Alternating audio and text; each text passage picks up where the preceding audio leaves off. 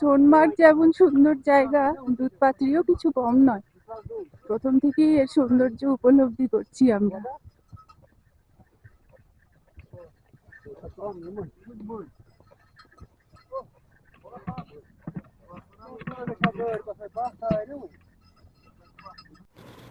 প্রকৃতির এক আশ্চর্য লীলাভূমি হলো এই দুধপাথরি।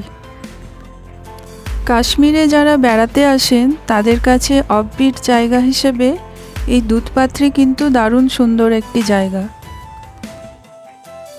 শ্রীনগর সিটি থেকে দুধপাথরির ডিস্টেন্স হলো প্রায় 42 কিলোমিটার, আর এখানে আসতে প্রায় 1.5 ঘন্টার ওপর সময় লাগে। এই জায়গাটি 8,957 ফিট অর্থাৎ প্রায় 9,000 ফিট উচ্চতায় অবস্থিত। কাশ্মীরের বাডগাম ডিস্ট্রিক্টে এক অসাধারণ দর্শনীয় উপত্যকা হলো এই দুধপাথরি।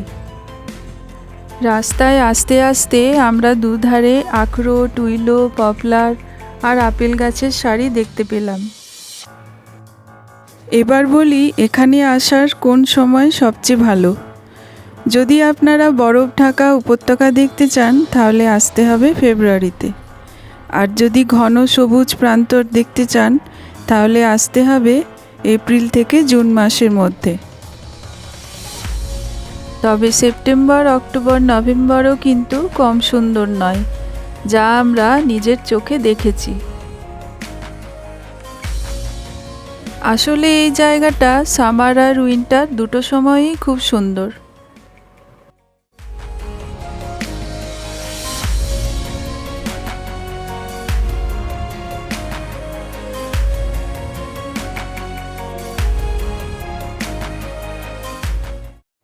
এই রাস্তায় যেতে যেতে অনেক পাহাড়ের বেন্ড দেখতে পাওয়া যায়। এই বেন্ডগুলো ক্রমশ পেরিয়ে পেরিয়ে আমরা যখন ওপরে উঠতে থাকলাম, ডান দিকে হঠাৎ চোখে পড়ল হিমালয়ান রেঞ্জ। পথের দুধারের দৃশ্য উপভোগ করতে করতে আমরা প্রায় দুধপাথরির কাছাকাছি পৌঁছে গেছি। যেতে যেতে আমাদের ড্রাইভার সাজেস্ট করলেন সামনের একটা জায়গায় কিছুক্ষণ ব্রেক নিতে।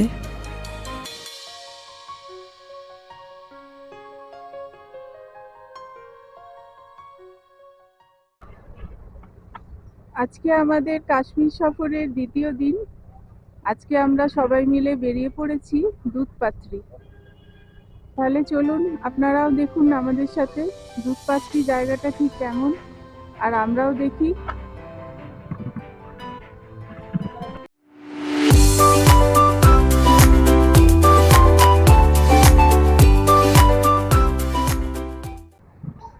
আজকের দিনটা খুব সুন্দর, রোদ্দুর ঝলমলে একটা দিন।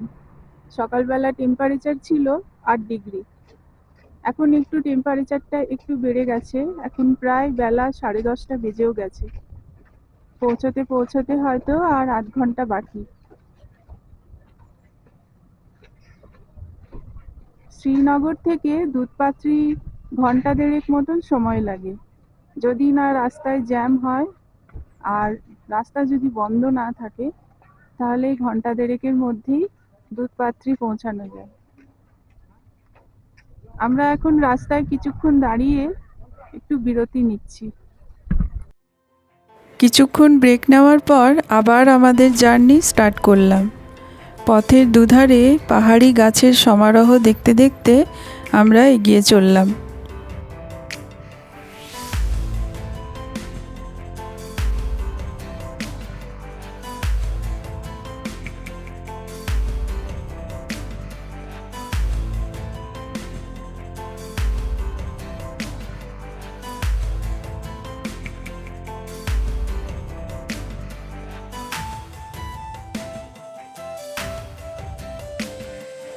আমরা পৌঁছে গেছি দুধপাথরি ট্যাক্সি স্ট্যান্ডের কাছে।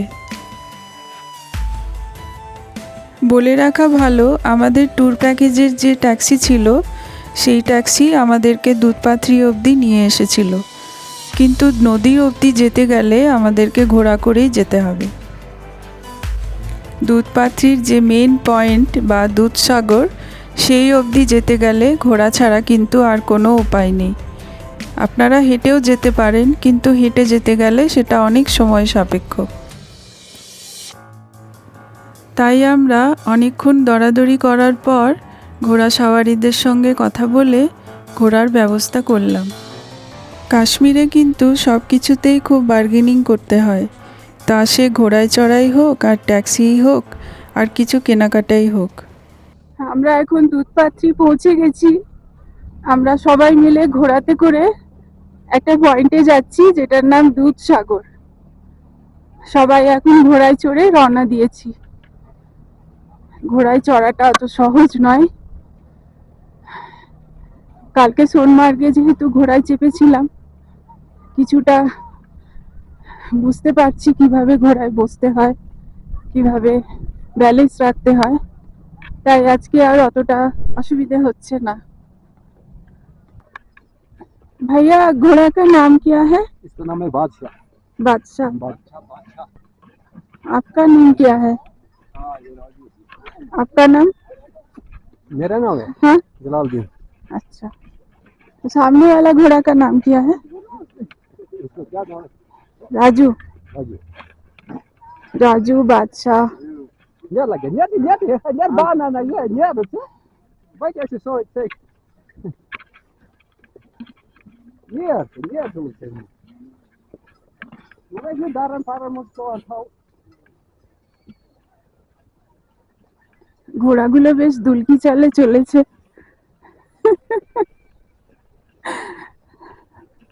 यहाँ से कितना दूर है भैया? यहाँ से कितना दूर है? 7.5 किलोमीटर है। 7.5 किलोमीटर? नहीं, 1 घंटा लगता है तो वॉकिंग। इतना दूर नहीं होगा। ঠিক আছে, দেখা যাক কত দূরে। ঘোড়াওয়ালা আমাদের বলছে 7.5 কিলোমিটার দূরে।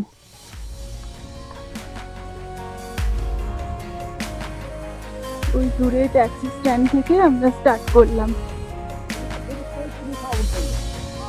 এই জায়গাটা বেশ একটা সবুজ ভ্যালির মতো।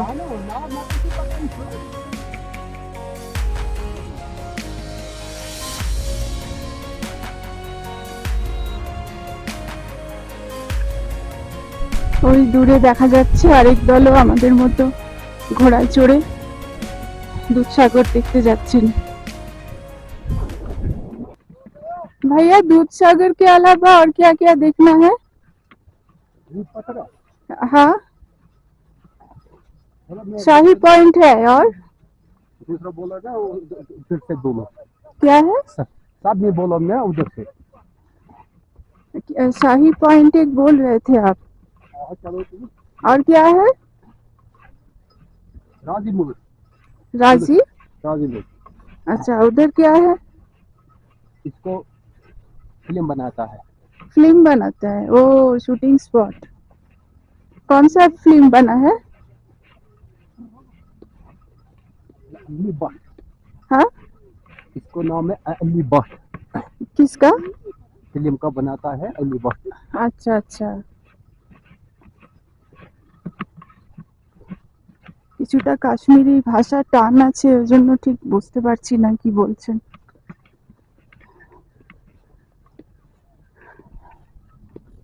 পয়েন্টে পৌঁছে বুঝতে পারবো এখানে কি হয়, কোন মুভির শুটিং হয়েছে।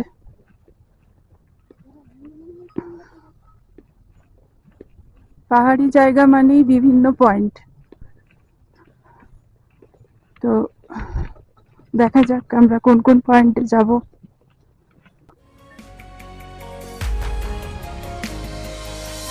মনে হচ্ছে কেউ ছবি এঁকে রেখেছে।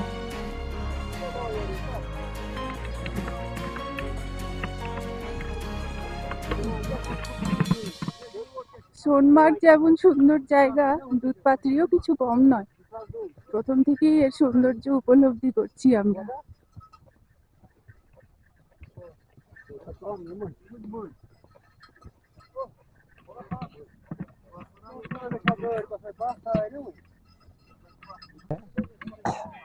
এই যে মাটির ঘরগুলো দেখতে পাচ্ছেন, এগুলোকে বলে, এখানকার লোকেরা বলে শাহী ঘর। यहाँ पर 6 महीने इधर है, 6 महीने नीचे। এখানে যারা থাকে তারা 6 মাস এখানে থাকে আর 6 মাস নিচে থাকে। ग्रुप में, हाँ ग्रुप ऊपर से देखें। দূরে দেখা যাচ্ছে পাইন গাছের জঙ্গল আর সামনে ছোট ছোট কুড়ে ঘরের মতন মাটির বাড়ি বানানো আছে।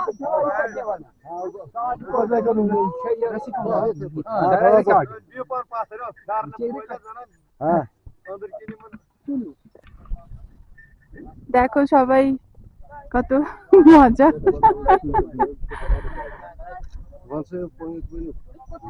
আমরা এখন সবাই মিলে একটা গ্রুপ ফটো নিলাম। রাজ मम्मी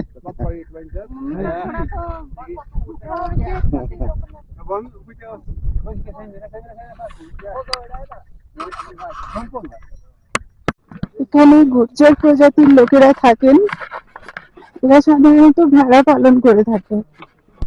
যখন শীতকাল হয় 6 মাস তখন ওরা নিচের দিকে চলে যায়।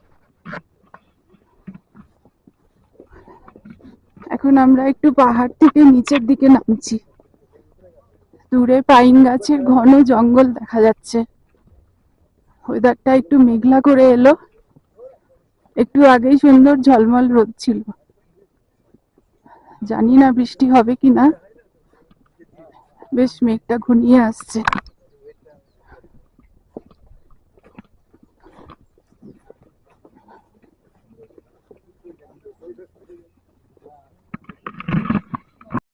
গ্রীষ্মকালে এখানে যারা বেড়াতে আসবেন তারা দেখতে পাবেন ডেইজি আর বাটারকাপ ফুলের সম্ভার। চারিদিকে হলুদ আর সাদা বুনো ফুল এখানে দেখতে পাওয়া যায়। এক অদ্ভুত সুন্দর ফুলের সমারোহ। দেখে মনে হয় রাশি রাশি জোনাকি জ্বলে আছে। এই পয়েন্টটার নাম রেশিখাল। छोटा बच्चा का इसको दिए तो क्या करता है? छोटा बच्चा का इसको मंडन करता है। छोटा बच्चा के मंडन करता यहाँ पे मुंडन होता है। क्या भैया ठीक से बताइए। मतलब जो बच्चा पैदा होता है 40 दिन का जो पहली मुंडन होता है ना, वो यहीं पे होता है। ओ अच्छा अच्छा। बोलो इधर दिए আস্তে আস্তে যে সমস্ত পয়েন্টগুলো আমরা দেখলাম তাতে মনে হলো পয়েন্টগুলো সেরকম বিশেষ কিছু নয়। মাঝে মাঝে কয়েকটা শুটিং স্পটও ওরা দেখিয়েছিল। আমরা প্রায় দুধসাগর পয়েন্টের কাছাকাছি পৌঁছে গেছি। জলের আওয়াজও পাচ্ছিলাম। এই দুধসাগর পয়েন্ট বা ভ্যালি অফ মিল্ক নিয়ে একটা গল্পের প্রচলন আছে। চলুন জেনে নেওয়া যাক সেই গল্পটি কী। কাশ্মীর উপত্যকার এক বিখ্যাত সন্ত শেখ উল আলম শেখ নুরদ্দিন নুরানি একবার উপত্যকায় বসে ঈশ্বরের কাছে প্রার্থনা করছিলেন এবং প্রার্থনার শেষে জল তেষ্টা পেলে তিনি জলের খোঁজ করতে থাকেন।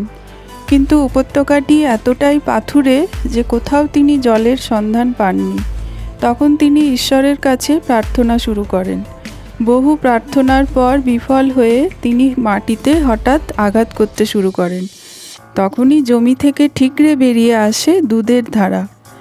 এই মতো অবস্থায় তিনি ঈশ্বরের কাছে প্রার্থনা জানান যে দুধ যেন পান করার উপযুক্ত হয়ে ওঠে। আর তখনই রং বদলে দুধ হয়ে ওঠে জল এবং সন্ত তার তৃষ্ণা নিবারণ করেন। তখনই এর নাম হয় দুধপাত্রী।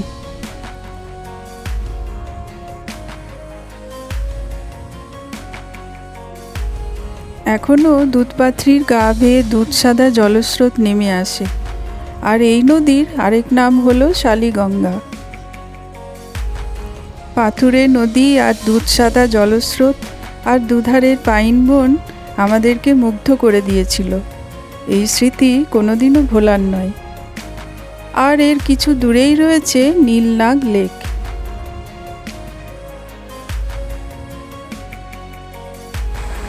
আমাদের দুধপাত্রীর সফর আজকে এখানেই শেষ হলো। আমার আজকের ভিডিও আপনাদের কেমন লাগলো আমাকে কমেন্ট বক্সে অবশ্যই জানাবেন। আমার ভিডিওটি যদি ভালো লেগে থাকে তাহলে লাইক শেয়ার অবশ্যই করবেন। আর যারা আমার চ্যানেলে নতুন তারা আমার চ্যানেলের ভিডিওগুলো দেখে যদি ভালো লাগে তাহলে অবশ্যই সাবস্ক্রাইব করবেন। যারা আমার চ্যানেলে অলরেডি সাবস্ক্রাইব করেছেন তাদেরকে অনেক ধন্যবাদ। যারা আমাদের কাশ্মীরের প্রথম পর্ব দেখেননি তাদের জন্য ডেসক্রিপশন বক্সে লিংক দেওয়া থাকবে। ভিডিওটি শেষ করতে করতে চলুন কিছুক্ষণ পাহাড়ি খরস্রোতা জলের আওয়াজ শুনি।